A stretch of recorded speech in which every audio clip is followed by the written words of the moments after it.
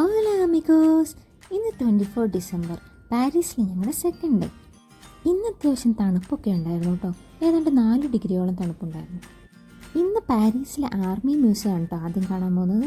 മ്യൂസിയത്തിലേക്ക് പോകുന്ന വഴിക്ക് കുറേ ചെടികളൊക്കെയുള്ള ഷോപ്പുകളൊക്കെ ഉണ്ടായിരുന്നു. അങ്ങനെ ആർമി മ്യൂസിയം ലക്ഷ്യം വെച്ച് പോയപ്പോഴാണ് വേറൊരു കാഴ്ച. ലവ് അറ്റ് ഫസ്റ്റ് സൈറ്റ് പ്രതീക്ഷിച്ചു പോയ എൻ്റെ ഈഫിലിൻ്റെ ആദ്യത്തെ വ്യൂ ആണ് കേട്ടോ ഇത്.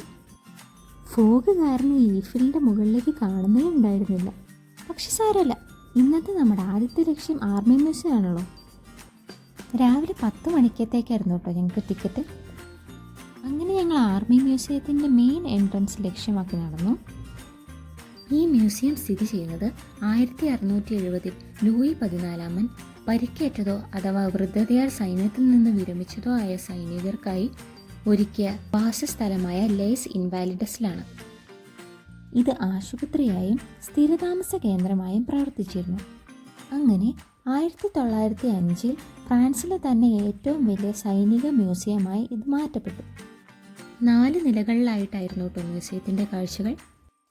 ഇവിടെ 13-ാം നൂറ്റാണ്ട് മുതൽ 20-ാം നൂറ്റാണ്ട് വരെയുള്ള സൈനിക ഉപകരണങ്ങളുടെ ശേഖരമുണ്ട്. ഞങ്ങൾക്കിവിടെ കാലാൾപ്പടയുടെ മിനിയേച്ചറുകളും വാദ്യോപകരണങ്ങളും വാളുകളും തോക്കുകളും പടച്ചട്ടയും സൈനികരുടെ വേഷവിധാനങ്ങളും ആഭരണങ്ങളും എല്ലാം കാണാൻ പറ്റും. ഇവിടെ പ്രധാനമായും 3 ഗാലറികളാണുള്ളത്.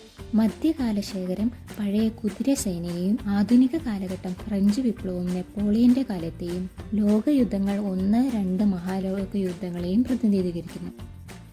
ഇവിടുത്തെ ഏറ്റവും ആകർഷണീയമായി തോന്നിയത് ഈ കുതിരയാണ് കേട്ടോ. പഴയകാല തീവണ്ടിയുടെ കുറച്ച് ഭാഗങ്ങളും ഞങ്ങൾക്ക് ഇവിടെ കാണാൻ പറ്റും. പിന്നീട് ഇവിടെ കണ്ടത് യുദ്ധകാലത്തെ പ്രദേശങ്ങളുടെ എല്ലാം ഡിജിറ്റൽ മാപ്പായിരുന്നു. ഏറ്റവും മുകളിലായ ഒരു ലൈബ്രറിയും അവിടെ കുറച്ച് സോവനീഴ്സും എല്ലാം ഉണ്ടായിരുന്നു.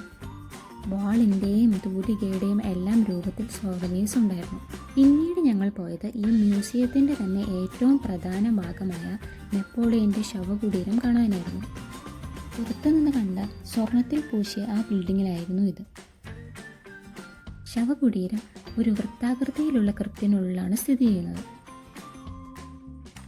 ഈ ശവകുടീരം ഒരു ചുവന്ന ക്വാർട്സൈറ്റ് പാറ കൊണ്ട് നിർമ്മിച്ച സാർക്കോഫഗസ് ആണ്. സാർക്കോഫഗസ് എന്നാൽ പ്രാചീനമായ ശവകുടീരത്തെയാണ് പറയുന്നത്. ഇത് പൊതുവെ പാറ കൊണ്ടോ അഥവാ കല്ലുകൾ കൊണ്ടോ ഉണ്ടാക്കിയതാണ്. അപ്പോൾ ഇതൊക്കെയാണ് ആർമി മ്യൂസിയം കാഴ്ചകൾ. ബാക്കി കാഴ്ചകളുമായി അടുത്ത വീഡിയോയിൽ കാണാം. ഇഷ്ടപ്പെട്ടാൽ ലൈക്ക്, ഷെയർ ആൻഡ് സബ്സ്ക്രൈബ്.